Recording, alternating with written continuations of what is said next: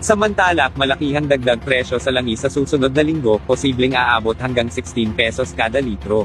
Nakaamba ang panibagong malaking pagtaas sa presyo ng mga produktong petrolyo sa susunod na linggo ng hanggang 16 pesos kada litro dahil sa patuloy na geopolitical conflict na kinasasangkutan ng Estados Unidos, Israel at Iran. Batay sa 4 na araw na trading monitoring sa Minoff Platts, Singapore, inaasahang tataas ang presyo ng diesel sa 16 pesos kada litro, sa gasolina, 11 pesos kada litro, at kerosene, 4 pesos kada litro. Kaugnay nito, ayon kay Department of Energy Secretary Sharon Garin, hinihikayat ng ahensya ang mga gasolinahan na utay-utayin o dahan-daang ipatupad ang price increase at magpatuloy sa discount promos upang mabawasan ang epekto nito sa publiko. Tiniyak din ni Garin na may sapat na supply ng langis ang bansa hanggang Abril o humigit kumulang 50 araw, habang patuloy ang koordinasyon ng pamahalaan sa oil companies upang makakuha ng mas mabilis at posibleng mas murang supply.